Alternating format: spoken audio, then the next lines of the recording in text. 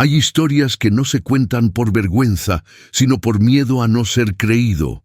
Pero lo que te voy a compartir no es una novela ni una exageración, es real.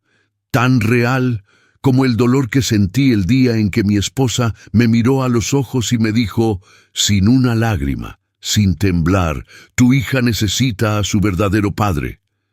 En ese momento, mi mundo se rompió, no por la traición, eso vino después, sino por la frialdad con la que fui descartado, como si años de amor, esfuerzo y sacrificio pudieran ser borrados con una sola frase.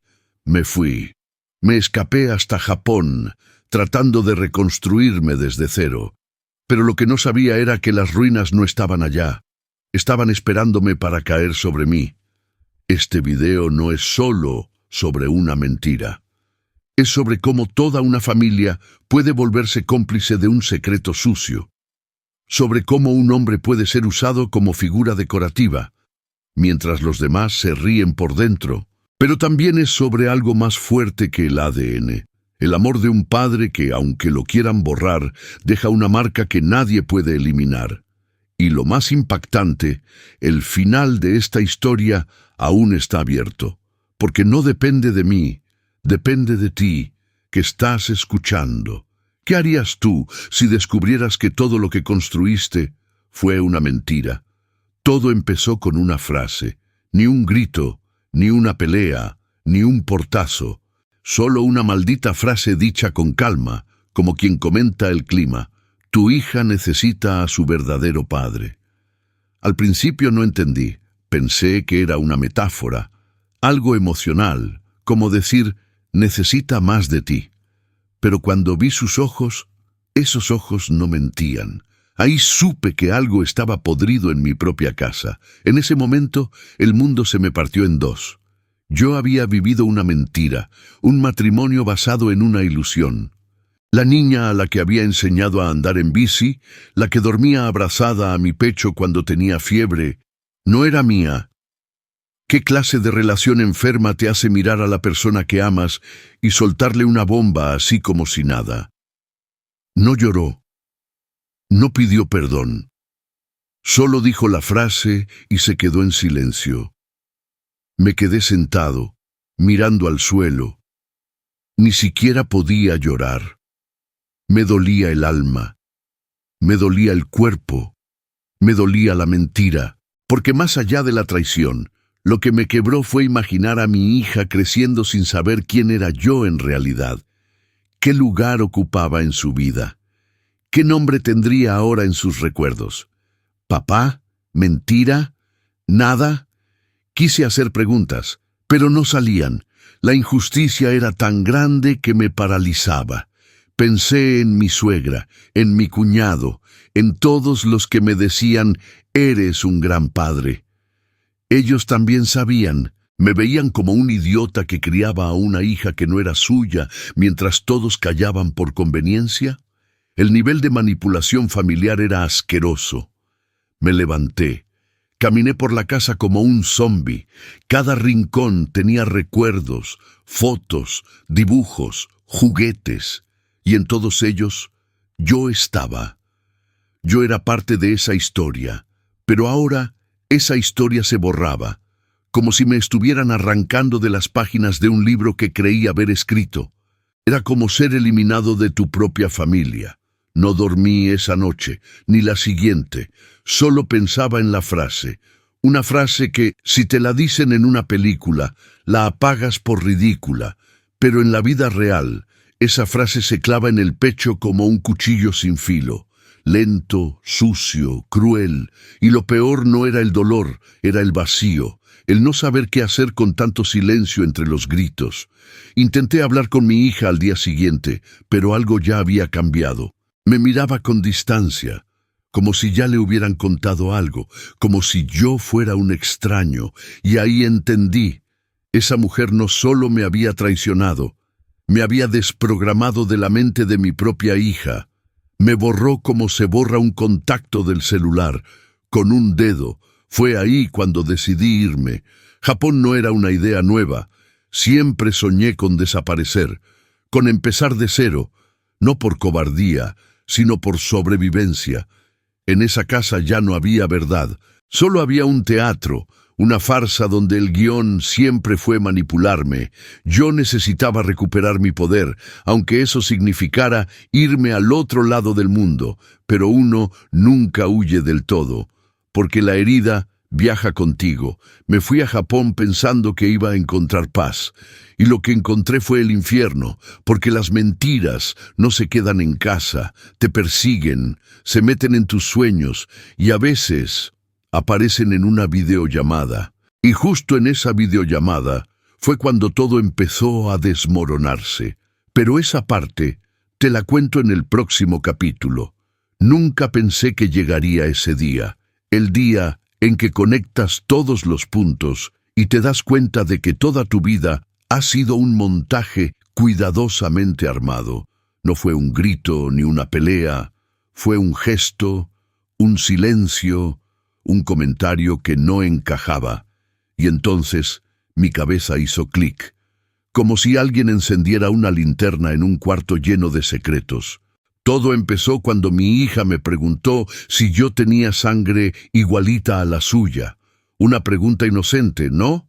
Pero su mirada no era inocente, era ensayada, como cuando un niño repite algo que le dijeron. Y fue en ese instante que lo sentí. Estaban preparando el terreno. Había algo más grande que esa pregunta. Había una verdad escondida detrás de esa carita. Empecé a revisar mentalmente todos esos momentos que me parecieron raros y que ignoré por amor, por comodidad, por no querer ver. Las veces que mi esposa evitaba que fuera al pediatra, las veces que no quería que asistiera a reuniones escolares. Y esa vez, años atrás, que rompió en llanto cuando le propuse hacernos un test de compatibilidad genética para ayudar a un primo enfermo. ¿Por qué lloró tanto? Mi entorno estaba lleno de pequeñas mentiras, disfrazadas de cuidado, de rutina, de normalidad. Ella era buena manipulando. Lo hacía con dulzura, como quien da un beso antes de clavar el cuchillo. La forma en que me decía, no te preocupes por eso, cuando yo hacía preguntas importantes, ahora entiendo que era su manera de mantenerme en la oscuridad. Fui un marido funcional, un proveedor, el papá de Instagram, el esposo que todos envidiaban porque tenía una familia perfecta. Pero era eso, una vitrina, una imagen. Puertas adentro, vivía con una mujer que me ocultaba la verdad con la misma naturalidad con la que me decía, te amo. ¡Qué ironía! Me decía que me amaba mientras limpiaba sus propios rastros. Intenté hablar con ella ese mismo día, pero me lo negó todo, con una tranquilidad que daba miedo. Me miró a los ojos y me dijo que estaba paranoico, que veía cosas donde no las había. Ese día entendí cómo funciona la manipulación emocional. Te hacen dudar de tu propia lógica, de tus propios recuerdos. Te convierten en el loco de la historia. Pero no estaba loco. Algo dentro de mí lo sabía. Y ese algo me impulsó a investigar. Revisé papeles, correos, mensajes. Hasta encontré un recibo de una prueba de paternidad que yo nunca autoricé. Estaba a su nombre. Nunca me dijo nada. ¿Por qué haría una prueba si no tenía dudas? La respuesta era obvia, pero dolorosa. La confianza ya no existía. Y lo peor es que la mentira se extendía como una mancha. No solo era ella, era la familia entera, su madre, sus amigas, incluso el pediatra, que siempre me ignoró. Me miraban con lástima, con ese tipo de mirada que uno lanza cuando sabe algo que tú no. Todos eran parte del mismo teatro. Ese día no dormí, ni cené. Me encerré en el cuarto de mi hija. Me senté en su camita, la misma cama en la que le contaba cuentos para dormir. Y pensé, ella también me mintió. Sabía algo. Me veía como el impostor que su madre estaba construyendo en su mente. El dolor era insoportable y no tenía a quién acudir, porque todos eran parte del engaño. Entonces decidí buscar a la única persona que, tal vez, podía contarme la verdad. Alguien que siempre fue demasiado simpático, demasiado presente, un viejo amigo que ahora me parecía demasiado cercano a mi esposa. Siempre tuve una relación extraña con mi suegra, no mala, pero tensa. Esa tensión disfrazada de cordialidad, donde todo es mi amor y mi hijito, pero uno sabe que algo se cocina detrás. Nunca me abrazó como a un verdadero yerno. Siempre fue fría. Educada, sí, pero fría. Ahora entiendo por qué. Sabía que yo no era el verdadero padre desde el principio. Recordé una vez, poco después del nacimiento de mi hija, en que ella dijo algo como: «Lo importante es que la niña esté bien. No importa de quién venga». En su momento, pensé que era una forma rara de celebrar la llegada de una nieta. Ahora me doy cuenta de que esa frase era una confesión envuelta en papel de regalo. Y yo, como tonto, la recibí con gratitud. Con los años, mi suegra se volvió más presente, opinaba en todo, cuestionaba mis decisiones como padre, se metía en la educación de mi hija como si ella fuera la madre. No lo hacía por preocupación, lo hacía por control, porque sabía que yo era una figura decorativa, un actor suplente. Ella protegía a su hija, sí, pero también protegía el secreto. Era experta en el arte de la manipulación pasiva. Cada vez que había una discusión entre mi esposa y yo, ella aparecía con un té, con una sonrisa, con un «no se preocupen, todo va a pasar». Nunca daba la cara, pero estaba en todas partes, como una sombra, como el eco de una verdad que nadie quería pronunciar. Un día la escuché decirle a mi hija que los verdaderos lazos no siempre son de sangre. Lo dijo bajito, como quien lanza una indirecta envenenada. No sabía que yo estaba en la puerta, me congelé. Porque esa frase, en esa casa, tenía un solo significado. Y mi hija, inocente, solo asintió. Ya le estaban sembrando la duda. Intenté confrontarla. Le pregunté directamente si ella sabía algo, si alguna vez dudó de la paternidad, y me respondió con esa típica sonrisa cínica que usaba para esquivar la verdad. «Ay, hijo, tú siempre tan dramático.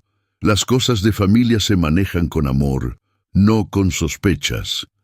«Amor», decía. ¿Qué clase de amor guarda un secreto así? Me di cuenta de que mi suegra había sido la arquitecta silenciosa de todo.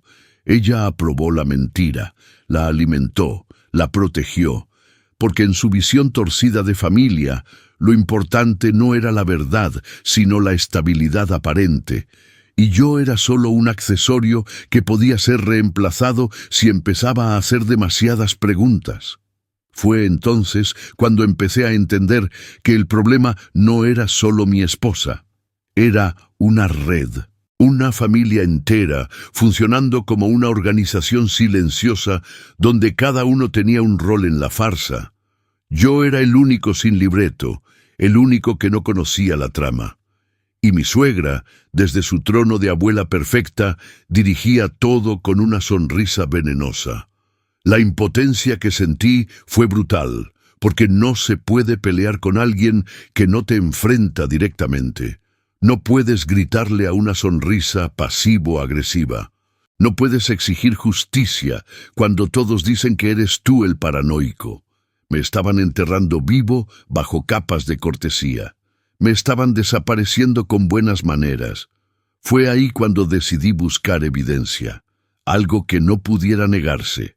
Algo que pudiera, de una vez por todas, poner la verdad sobre la mesa. Y no imaginaba que lo encontraría en el lugar más inocente de todos, entre los juguetes de mi hija. Nunca fui del tipo curioso. Confiaba. Ese era mi error. Pero ese día, después de otra discusión absurda con mi esposa sobre no remover el pasado, entré al cuarto de mi hija buscando algo, cualquier cosa que me diera respuestas. No esperaba encontrar una carta, y mucho menos una que estuviera escondida en una caja de juguetes olvidados en el fondo del armario. Era un sobre amarillo, arrugado por los años, Tenía el nombre de mi esposa escrito a mano. No había remitente. Lo abrí con manos temblorosas. Mi corazón latía tan fuerte que casi no escuchaba nada más. Al empezar a leer, supe de inmediato que no era una simple carta. Era una confesión, o peor, un pacto. La letra era de un hombre. Decía cosas como: «Siempre estaré agradecido por lo que hiciste, y sé que no puedo ser parte, pero al menos sabré que está bien cuidada». Hablaba de la niña, como si fuera suya. Era suya. Cada frase era una daga. Ese hombre sabía todo, y le agradecía a mi esposa por esconderlo. ¿Esconderlo de quién? De mí, claramente.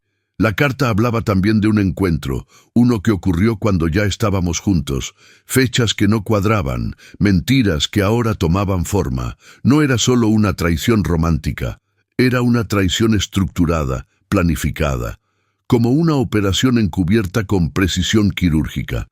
Lo más perturbador es que esa carta no era nueva, tenía años, lo que significaba que el secreto existía desde el inicio, que mi esposa había decidido criar a nuestra hija conmigo, sabiendo que no era mía, y aún así me dejó encariñarme, me dejó amar a esa niña como si fuera parte de mí, me dejó construir castillos de arena sabiendo que estaba pisando fango. No lloré, me reí, de forma amarga, rota, porque esa carta era la prueba que yo necesitaba y al mismo tiempo la sentencia de muerte de todo lo que creía real. Era como encontrar la pistola humeante con huellas digitales, con todo. Y lo peor es que estaba escondida entre muñecas, en el lugar más puro de la casa. Pensé en confrontarla, en mostrarle la carta y gritarle todo, pero algo me detuvo. No sé si fue orgullo, miedo o estrategia. Quería ver hasta dónde llegaría su mentira si yo callaba.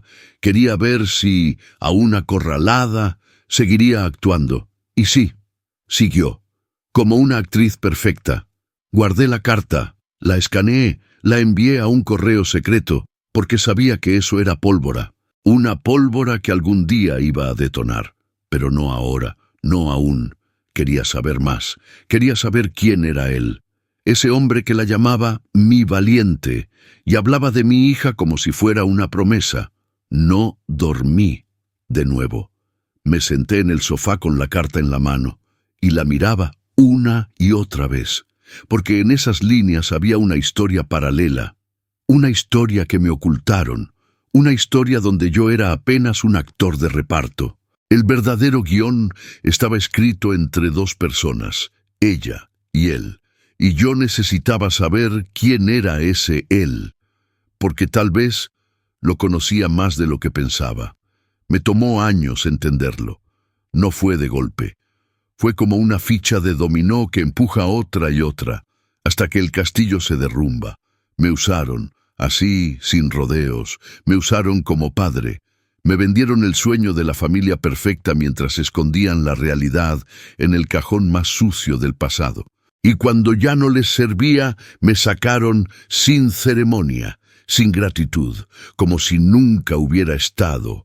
Fui el tonto útil, el que pagó el colegio, el que cargó la mochila, el que perdió el sueño con cada fiebre, el que dejó sus planes por estar ahí, mientras ella, mi esposa, construía un relato falso donde yo era el protagonista de un cuento que nunca fue mío. ¿Cómo se hace para sanar cuando te das cuenta de que tu rol en una familia fue funcional y no emocional? A veces pienso que no me querían a mí, me querían al rol, al proveedor, al hombre bueno, que era fácil de engañar porque confiaba demasiado. Fui un escudo emocional para cubrir sus errores, para mantener la fachada. Mientras yo creía estar construyendo una familia, ellos me usaban como sostén de una mentira. ¿Y sabes qué es lo peor? Lo hicieron con una sonrisa. Me aplaudían como padre, me daban regalos el día del padre, me dedicaban publicaciones con frases como «el mejor papá del mundo». Todo era marketing emocional, era una campaña de imagen, no una realidad. La realidad era que, detrás de escena, esperaban el momento justo para borrarme del mapa. Y cuando llegó ese momento, lo hicieron con crueldad quirúrgica. Un comentario, una frase, una insinuación y luego el silencio. Esa indiferencia que duele más que 1000 gritos. Esa manera pasivo-agresiva de sacarte de la vida de alguien como quien cierra una aplicación en el celular. Clic. Se fue. Ya no estás. Intenté resistir. Pedí explicaciones, pero ya tenían el libreto preparado. Ella dijo que estaba confundida, que nuestra hija necesitaba estabilidad, que yo estaba muy emocional. ¡Qué ironía! Después de años siendo emocionalmente funcional, ahora ser emocional era un problema. Me estaban desmantelando emocionalmente. Ella no me echó con furia. Me fue reemplazando con ausencia. Cada día, un espacio menos, cada conversación más corta. Hasta que un día, mi hija ya no me llamó papá. Me llamó por mi nombre. Ahí supe que había perdido. No por falta de amor, sino por manipulación profesional. Me sacaron como se borra una foto vieja, con 2 toques de pantalla. Y no sé qué duele más, si el engaño o la facilidad con la que me borraron. Porque eso habla de cuánto significaba realmente para ellos. Y sí, no era amor, era uso. Me usaron para mantener la imagen, para tener ayuda, para no cargar solas con la verdad. Y cuando esa verdad empezó a incomodar, me desecharon.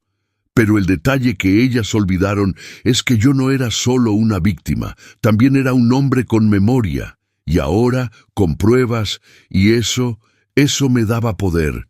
Un poder que no esperaban. Porque cuando te usan y te descartan, piensan que te rompen. Pero a veces, lo que hacen es despertar al hombre que ya no tiene nada que perder. Y ese hombre empezó a investigar, empezó a seguir rastros, porque necesitaba saber quién fue el verdadero padre que me reemplazó sin aviso. No hay nada más doloroso que la mirada de un hijo que ya no te reconoce. Esa mirada que antes era de amor puro, de admiración, de confianza, y que ahora es vacía, tensa, incómoda. Al principio pensé que era por la edad, que estaba creciendo, que era normal, pero no era eso, era otra cosa, era distancia, era duda. Mi hija dejó de correr a abrazarme, ya no pedía que le leyera cuentos, empezó a llamarme tú en vez de papá. Una palabra tan simple y tan brutal, un cambio pequeño que me partió en 1000 pedazos. Y entonces, como una descarga eléctrica, lo entendí. Alguien le había dicho algo. Estaban reescribiendo nuestra historia en su cabeza. La forma en que me miraba era como si yo fuera un intruso, como si no encajara, y lo peor es que yo no podía explicarle nada. Porque ¿cómo le dices a una niña que la mujer que más ama le está ocultando la verdad? ¿Cómo le cuentas que su padre no es su padre y que su madre manipuló todo? Era una trampa emocional sin salida. Empecé a notar pequeñas frases que repetía, cosas como «eso no lo dijo mamá» o «mamá dice que tú exageras», frases programadas, opiniones que no eran suyas. Era como ver a alguien que ha sido lentamente entrenado para desconfiar de ti. Y lo más cruel es que lo hacían desde el amor. La estaban envenenando con sonrisas. A veces me miraba con pena, como si supiera algo que yo no sabía. Como si me estuviera evaluando, midiendo. Esa mirada me mataba, porque ya no era una hija buscando aprobación. Era una hija buscando coherencia.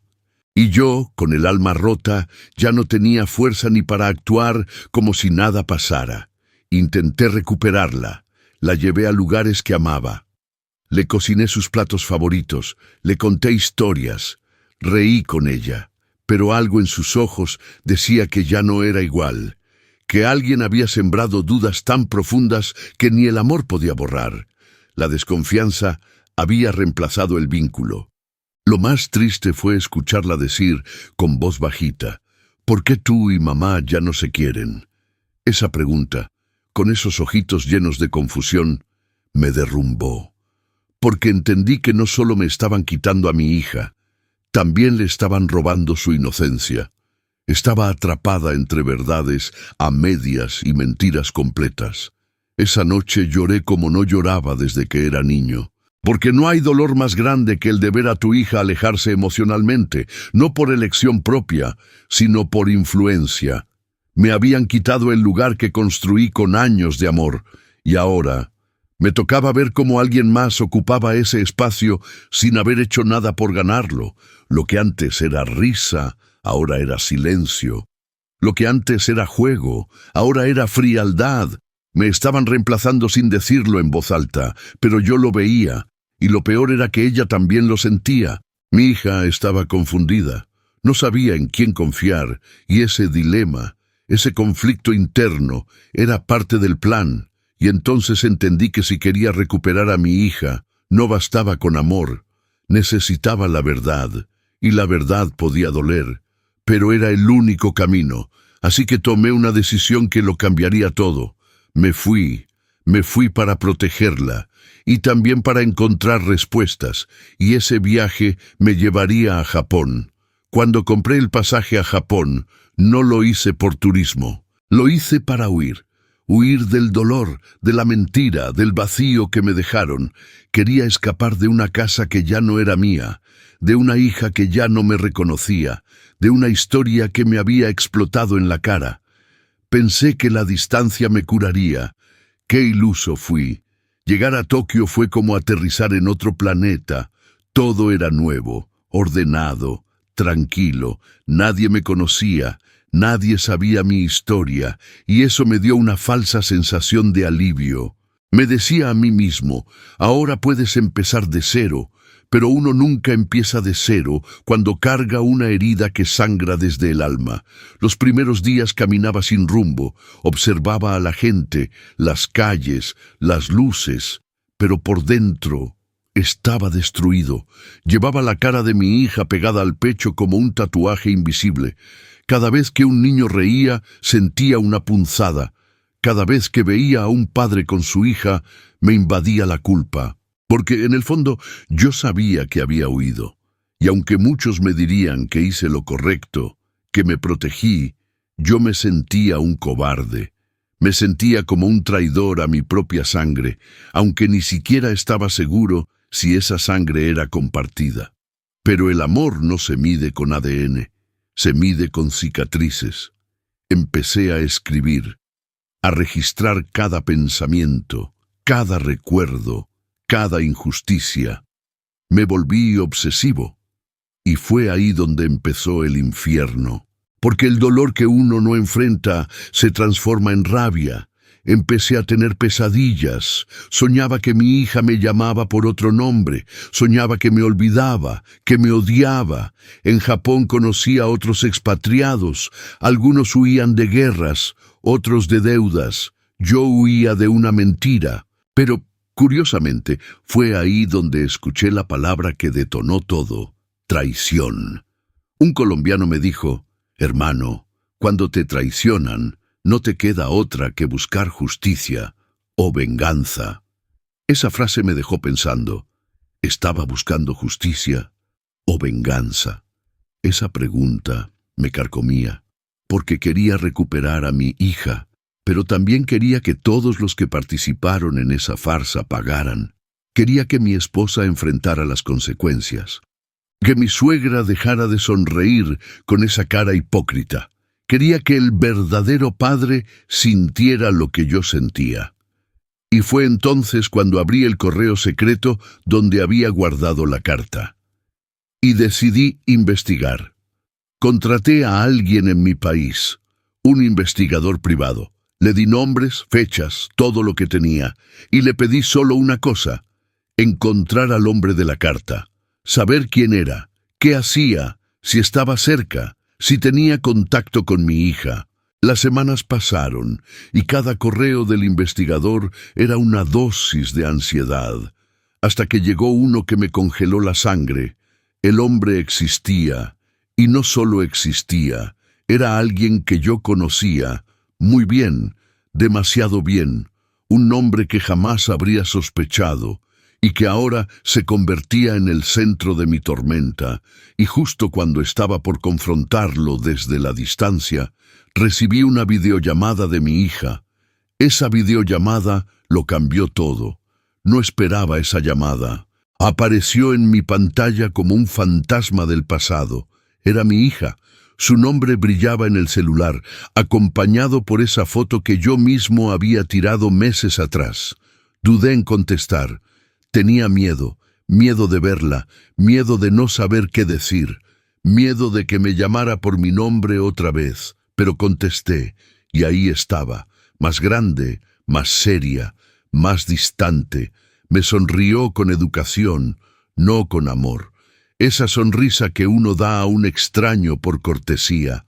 Sentí un nudo en la garganta, pero me obligué a sonreír, a actuar como si nada estuviera roto, como si aún fuéramos padre e hija. Los primeros minutos fueron incómodos. Me contó que estaba bien, que la escuela iba bien, que su madre la cuidaba, palabras huecas, recitadas, como si alguien estuviera escuchando desde otro cuarto. Y quizás lo estaban, porque cada vez que le preguntaba algo emocional, cambiaba de tema, hasta que soltó una frase que me heló. ¿Sabías que tengo otro papá? No supe qué responder. Me quedé en silencio, como si me hubieran golpeado en el estómago. Ella me miraba esperando una reacción. ¿Qué esperaba? ¿Confirmación? ¿Negación? ¿Explosión? Yo solo tragué saliva y le pregunté, ¿quién te dijo eso? Y ahí vino la bomba. Mamá me dijo que tú eras bueno, pero que no eras mi verdadero papá. Que lo hiciste lo mejor que pudiste, pero que ahora tenía derecho a saber la verdad. Derecho. Esa palabra, como si toda mi historia con ella fuera un error corregido por una verdad. Me estaban quitando el título de padre con palabras bonitas. Intenté explicarle que ser padre no es solo biología, que estar en su vida, amarla, cuidarla, todo eso también cuenta, pero no parecía convencida. Había duda en sus ojos. Duda sembrada, no por ella, por alguien más. Estaban reescribiendo nuestra historia delante de mis ojos, y ella lo leía como si fuera un nuevo cuento. Le pregunté si quería seguir hablando conmigo, si aún quería que estuviera en su vida. Me miró y dijo que no sabía. Mamá dice que es mejor que me tome un tiempo para pensar. ¿Pensar qué? ¿Pensar si quiere a quien la crió? ¿Pensar si vale la pena tenerme en su vida? Era cruel, era inhumano. La llamada duró menos de 10 minutos, pero me dejó destrozado. Fue como ver cómo alguien arranca una fotografía familiar, pedazo por pedazo, mientras sonríe. Me desconecté, lloré, grité, me arrodillé en medio del apartamento, porque esa llamada no fue una conversación. Fue una sentencia disfrazada de diálogo. Y en medio de ese colapso, abrí el último email del investigador. Ahí estaba. Nombre completo, foto, ubicación, perfil completo del verdadero padre. Y cuando vi quién era, no lo podía creer. Durante años había confiado ciegamente. Nunca pedí pruebas, nunca cuestioné. ¿Por qué lo haría? Amaba a mi esposa, adoraba a mi hija. La idea de un examen de ADN me parecía ofensiva, innecesaria. Pero ahora, con todo lo que sabía, con la carta, con la llamada, con el nombre del supuesto verdadero padre frente a mí, ya no podía evitarlo. Era una necesidad visceral. Quería certezas. Ya no podía vivir con dudas. Me comuniqué con el investigador y le pedí ayuda para organizar una prueba. Fue difícil. No tenía acceso a mi hija. Y convencer a alguien más cercano de hacerlo requería una jugada más arriesgada de lo que esperaba. Pero la oportunidad llegó más rápido de lo que imaginé. Mi cuñado, el hermano de mi esposa, siempre tuvo una relación extrañamente ambigua con la situación. No decía mucho, pero tampoco parecía cómodo. Así que lo contacté con cuidado. Le dije que necesitaba la verdad para poder seguir adelante, que no iba a hacer nada legal, ni a armar un escándalo, solo quería saber. Para mi sorpresa, accedió. Dijo que también se sentía traicionado, que nunca entendió ciertas actitudes de su hermana y de su madre. Me ayudó a conseguir un objeto de mi hija, una camiseta que usó durante una visita a casa de los abuelos, y lo mandamos al laboratorio. Y entonces empezó la espera más larga de mi vida. Cada día sin respuesta era una tortura. Dormía mal, comía peor, revisaba el correo cada 5 minutos. Me dolía el pecho, literal. Sentía como si mi corazón estuviera colgando de una cuerda floja, porque, aunque ya sospechaba la verdad, una cosa es intuir, otra es confirmar. Y llegó el día. Un correo con asunto simple: resultados de prueba de ADN. Lo abrí temblando. Vi mi nombre, vi el de mi hija, y vi las palabras que me rompieron por completo. No se detecta relación biológica. Ahí estaba, blanco sobre negro, la prueba que destruyó todo lo que alguna vez creí que era mío. Pero eso no fue lo más doloroso. Lo que me dejó sin aliento fue otro detalle: el nombre del presunto padre biológico. Era mi mejor amigo, mi confidente, el tipo que me abrazó en el bautizo de mi hija, el que me decía hermano con orgullo, el que comía en mi casa, se emborrachaba conmigo y jugaba con mi hija como si fuera suya, porque lo era. La traición fue doble, triple. Mi esposa me mintió. Mi hija fue manipulada y mi mejor amigo me destruyó desde adentro. Él sabía, él también sabía. Y se calló todos estos años. Me miraba a la cara, celebraba mis cumpleaños y sabía que yo criaba a su hija. ¿Cómo se vive con algo así? Quise confrontarlo, llamarlo, gritarle, pero no lo hice, porque algo dentro de mí decía que aún no era el momento. Tenía que planearlo. Tenía que hacerlo de una forma que jamás olvidara, no con violencia, sino con verdad, con evidencia, con justicia, con frialdad, porque a veces el silencio bien calculado duele más que 1000 insultos. Y entonces supe lo que tenía que hacer: volver a casa. No para recuperar lo que perdí, sino para que todos sepan que, aunque me usaron, aunque me traicionaron, yo aún tenía el poder de contar la historia, y la historia aún no había terminado. Si hay algo que jamás esperas en la vida, es que quien llamas hermano te clave un cuchillo por la espalda, y encima te sonría mientras lo hace. Él era mi mejor amigo desde la adolescencia. Estuvimos en las buenas, en las malas, en las peores. Compartimos lágrimas, borracheras, secretos. O eso creía yo, porque mientras yo le confiaba todo, él me escondía lo peor. Después del resultado del ADN, no pude evitar repasar cada momento vivido con él, cada visita a casa, cada asado en familia, cada vez que jugó con mi hija como si fuera suya. Y claro, ahora todo tenía sentido, demasiado sentido. Las miradas de mi esposa cuando él estaba cerca, la confianza exagerada, las bromas entre ellos que yo siempre veía como cosa de amigos. Pero no eran bromas, eran códigos, eran gestos de complicidad que yo, ingenuo, interpretaba como amistad. Me usaron, los dos. Me hicieron de payaso emocional, de padre prestado. Él jugaba el papel de tío divertido, mientras yo cargaba con la responsabilidad, los gastos, las noches sin dormir. Él disfrutaba, yo sobrevivía. Quise creer que tal vez no sabía, que tal vez fue un desliz, una noche, un error del pasado, pero no, lo sabía todo, desde el principio, porque encontré mensajes, correos viejos, conversaciones en una cuenta de email que mi esposa olvidó cerrar una vez. Y ahí estaban, fechas, encuentros, confesiones. Él la llamaba mi secreto más preciado. Uno de esos correos fue antes del nacimiento de mi hija. Ella le decía que había decidido seguir conmigo porque era lo mejor para todos. Él respondía que la apoyaba, que iba a mantenerse lejos, pero que siempre estaría ahí. Y cumplió. Siempre estuvo demasiado cerca. Me hervía la sangre, pero no podía actuar por impulso. Tenía que ser inteligente.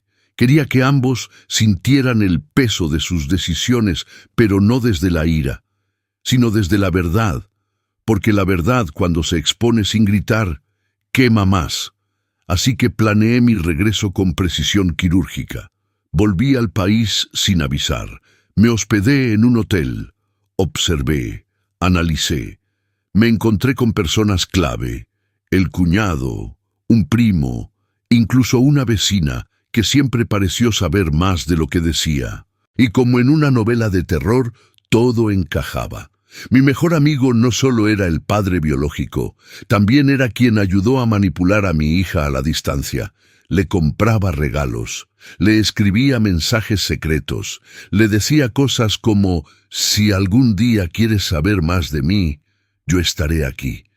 Estaba construyendo una imagen silenciosa, misteriosa, seductora. Era como un fantasma bueno, plantado cuidadosamente en su cabeza, y yo, el malo de la historia. La rabia se mezcló con un dolor que no puedo describir, porque más allá de perder a mi hija, lo que perdí fue la noción de quién era mi familia. Me quedé sin esposa, sin hija, sin mejor amigo. Y aún así, tenía que seguir. Porque si no contaba esta historia, si no la gritaba al mundo, ellos seguirían manipulando todo a su favor.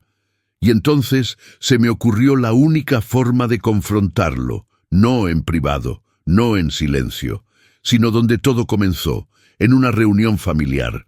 Porque a veces el veneno se cura con exposición, y lo que iba a pasar en esa reunión nadie lo vio venir. No começo eu achaba extraño o exceso de elogios.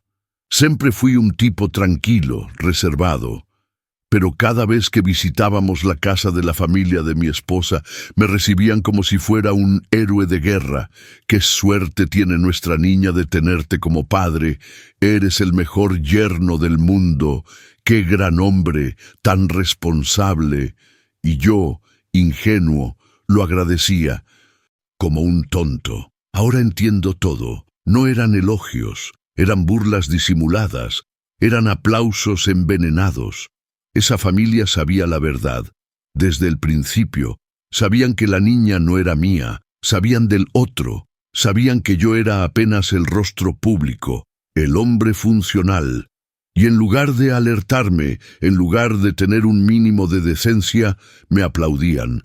Como quien aplaude al payaso del circo sin decirle que está pintado. Mi suegro, que siempre me ofrecía whisky y me hablaba de la importancia de ser un hombre de palabra, lo sabía. Sus frases ahora me suenan a ironía. No hay nada más valioso que la confianza, decía mientras me miraba a los ojos. ¡Qué cinismo! ¡Qué nivel de manipulación!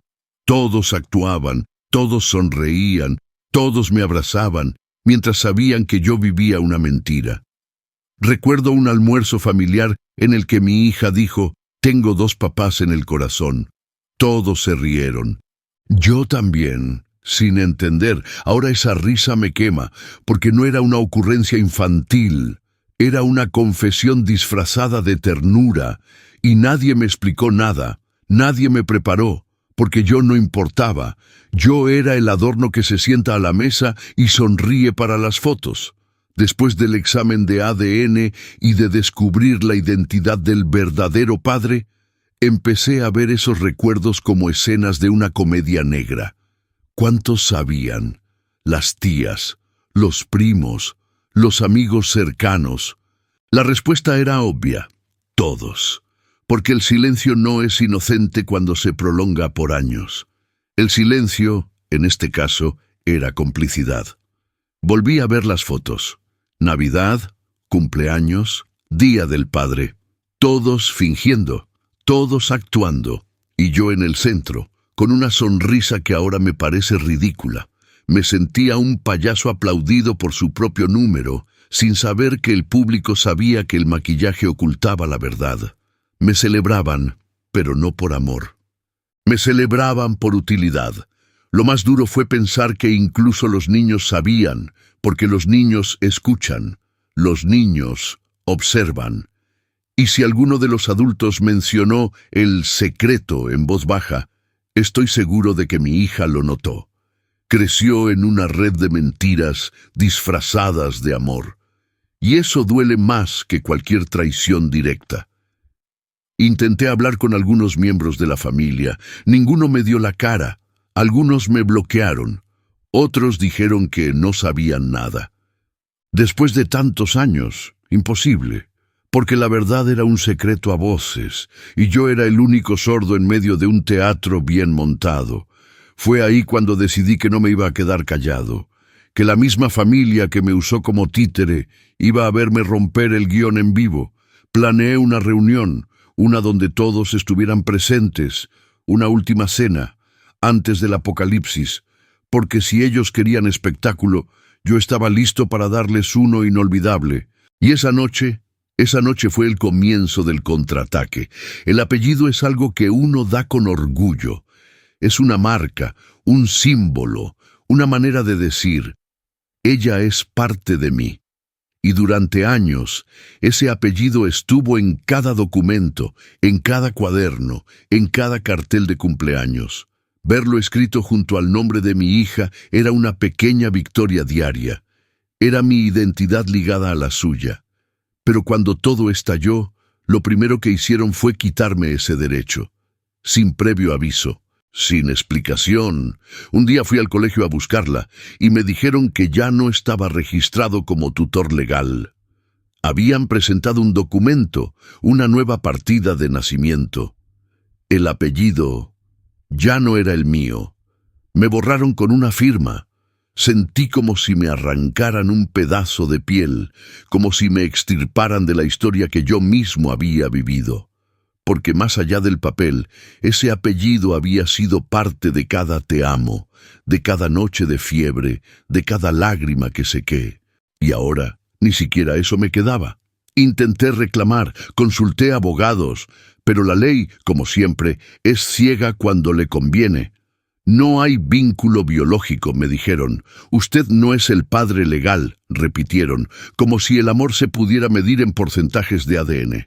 Como si los abrazos, los sacrificios, las historias compartidas no contaran para nada. Pero por más que me quitaran papeles, no pudieron borrar el amor. Porque el amor no se anula en una oficina. No se deshace con un trámite. El amor que tengo por mi hija es más fuerte que cualquier juez, que cualquier apellido, que cualquier traidor que haya jugado a ser padre en mi lugar. A veces me pregunto si ella recuerda todo, si guarda en algún rincón de su alma las historias que compartimos, la vez que la llevé a ver el mar por primera vez, la noche que le hice de dragón en su obra escolar. O esa Navidad en la que nos quedamos dormidos viendo películas. Quiero creer que sí, que eso no se borra tan fácil. Me quitaron el derecho de opinar, de participar, de acompañar, pero no me quitaron la memoria. Y la memoria es peligrosa, porque yo sé cosas. Yo estuve ahí. Yo puedo contar la historia real. Y aunque ya no tenga poder legal, tengo la verdad. Y la verdad, cuando se dice con coraje, tiene eco. Hubo noches en las que pensé en desaparecer del todo, cambiar de nombre, irme de nuevo. Pero entonces recordaba su voz diciéndome, papá, con esa inocencia que ningún mentiroso puede falsificar. Y eso me sostenía, eso me hacía quedarme, esperar, resistir, porque algún día ella va a buscar respuestas. Va a querer saber por qué todo cambió, y cuando llegue ese momento, quiero estar listo. Quiero que me encuentre firme, de pie, con la historia en las manos. Porque me quitaron el apellido, pero jamás van a poder quitarme el derecho de amarla. No importa cuánto intenten esconder la verdad, siempre encuentra una grieta por donde colarse. Mi hija, con toda su inocencia, se volvió investigadora sin querer. Porque cuando hay algo que no encaja, incluso un niño lo nota. Y un día, sin buscarlo, lo encontró. Fue un accidente. O quizás fue el destino que ya estaba harto del silencio. Todo empezó cuando encontró una caja vieja en casa de su abuela. La misma caja donde yo había guardado dibujos, cartas y recuerdos de cuando era pequeña. No sé cómo llegó a sus manos. Tal vez la abuela se distrajo, tal vez fue una trampa. Pero ahí estaba. Entre esos papeles había una copia de su acta de nacimiento original. Con mi nombre me escribió por primera vez en meses. Su mensaje era simple. ¿Por qué ahora tengo otro apellido? Sentí que el corazón se me detenía. Me temblaban las manos. No supe qué responder al principio. Pero sabía que ese momento llegaría, y aunque me doliera, yo no iba a ser parte de más mentiras. Ella merecía saberlo todo. Nos encontramos en un parque, en un lugar neutral, lejos de ojos y oídos manipuladores. La vi caminar hacia mí, con esa mezcla de confusión y coraje. No era la niña de antes, era una adolescente buscando sentido. Y yo, un hombre con el alma hecha pedazos, pero con la determinación de contar la verdad. Le mostré todo, las cartas, las pruebas, los correos, no con rencor, con dolor, sí, pero con respeto.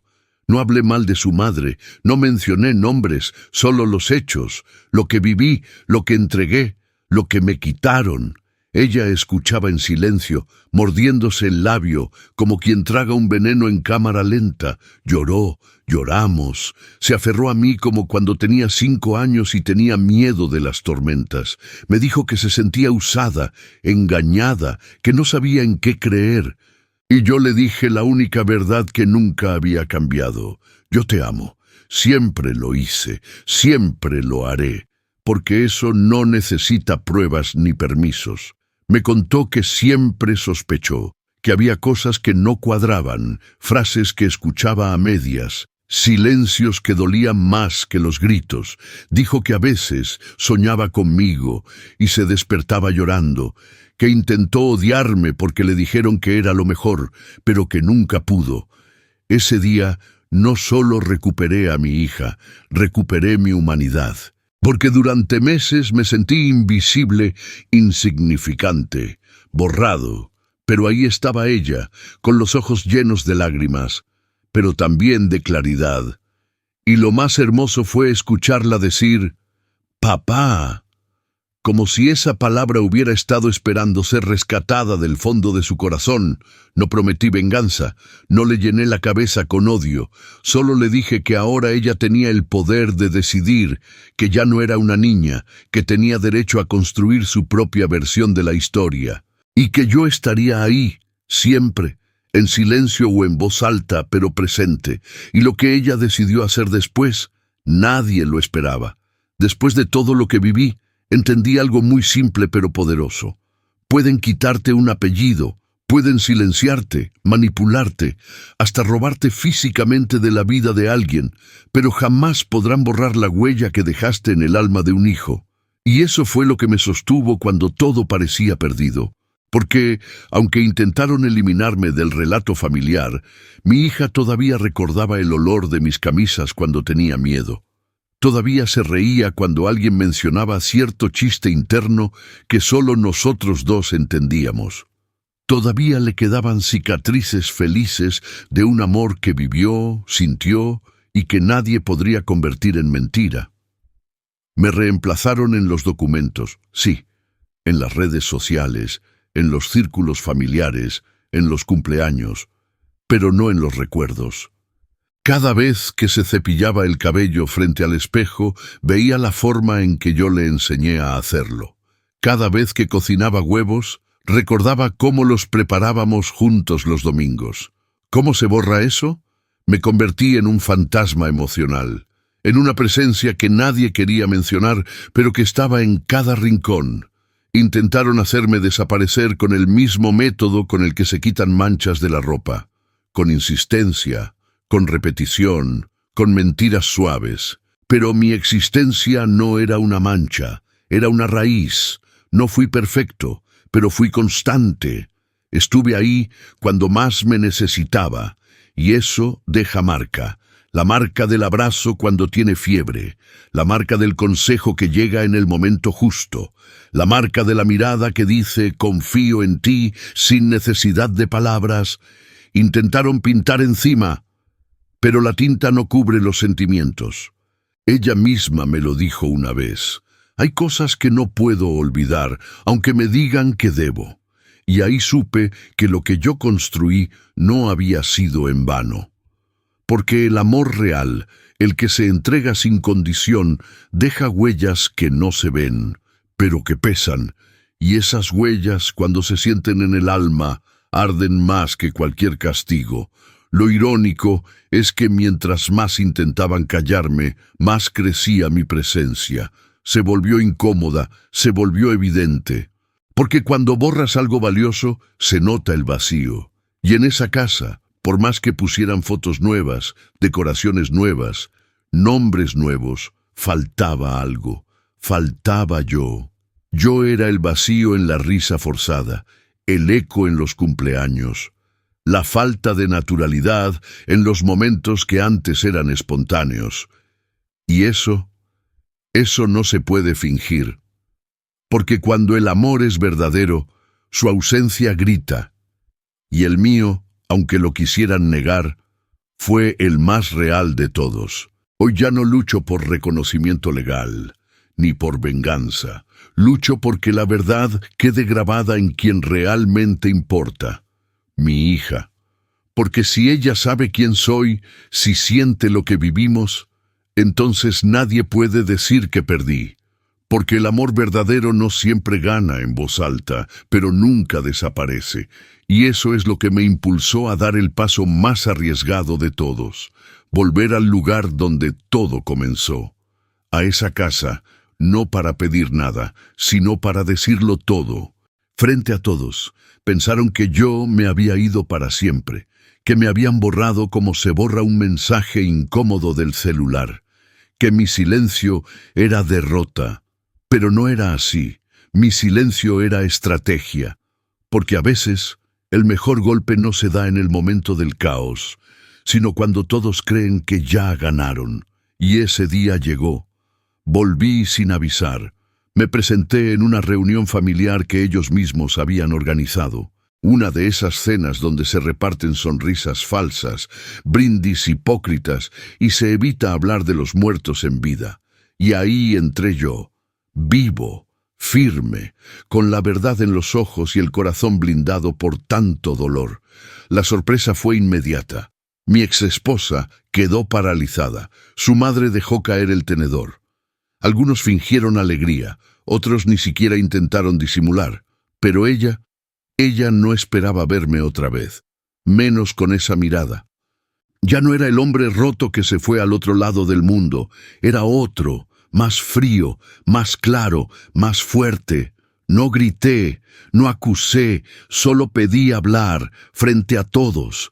Tomé la palabra como quien agarra un micrófono en una sala llena de culpables y conté mi historia, no para hacerme la víctima, sino para dejar claro que la verdad tiene derecho a ser escuchada, que las mentiras no se tapan con silencios compartidos. Mostré pruebas, correos, fechas, la carta, el ADN, todo. No hubo forma de negarlo. La verdad se extendió sobre la mesa como un mantel sucio que todos querían esconder. Y lo más impactante fue ver cómo algunos, por primera vez, bajaron la cabeza. Ya no podían fingir. Ella intentó defenderse. Dijo que lo hizo por amor, que pensó que yo era el mejor hombre para criar a su hija, que no quería lastimarme, pero sus palabras ya no tenían peso, porque el daño ya estaba hecho. Y frente a todos, su historia se desmoronaba como un castillo de arena frente a la marea. Lo más poderoso fue cuando mi hija se levantó, cruzó la sala y me abrazó. Silencio total. Nadie dijo nada, nadie se movió. Fue un gesto puro, instintivo, Un abrazo que decía, te creo, te recuerdo, te siento. Y en ese momento supe que todo el sufrimiento valió la pena, porque al final ella me eligió. No pedí perdón, no lo necesitaba, no pedí justicia, ya la tenía. Porque la justicia real no es castigar al otro, es recuperar lo que te pertenece por derecho emocional. Y en ese instante recuperé a mi hija, no como antes, no con el apellido, pero sí con el vínculo más fuerte, el amor consciente. Me fui esa noche sabiendo que nada volvería a ser igual, y me alegré por eso, porque lo que vino después ya no fue una farsa, fue verdad, dolorosa, cruda, pero verdad. Y en este mundo lleno de apariencias, eso ya es una victoria. Y ahora que conoces toda esta historia, te toca decidir qué hacer con ella. Y ahora que sabes todo, dime tú, ¿hasta dónde estarías dispuesto a llegar por la verdad? ¿Perdonarías una traición así solo por el bien de tu hija? ¿Lucharías por recuperar lo que fue tuyo, aunque el mundo te dijera que ya no tienes derecho? Mira, esta historia no va solo de traición, va de dignidad, de identidad, de lo que significa ser padre cuando te lo han quitado todo, menos el amor. Y te lo digo claro, muchos hombres viven atrapados en relaciones donde son usados como soporte emocional, financiero y familiar, mientras detrás de sus espaldas todo es una mentira. ¿Eres tú uno de ellos? ¿Lo sospechas? Si esta historia te tocó, no te vayas. Suscríbete al canal, activa las notificaciones y acompáñanos en esta serie donde hablamos de lo que nadie se atreve a decir. La verdad detrás de los matrimonios rotos, los secretos familiares, las dobles vidas y las mentiras que destruyen generaciones. Y ahora quiero dejarte con dos finales posibles. Final 1. Mi hija decidió quedarse con su madre y cortar todo lazo conmigo. Nunca volvió a buscarme. Hoy sigo esperando un mensaje, una señal, algo, pero el silencio es lo único que me queda. Final 2. Mi hija decidió conocerme de nuevo. Volvimos a hablar. Poco a poco reconstruimos algo nuevo, sin apellidos ni legalidades, solo con recuerdos y amor verdadero. Hoy me llama papá, y ya eso lo vale todo. ¿Tú qué crees que pasó? ¿Cuál fue el verdadero final de esta historia?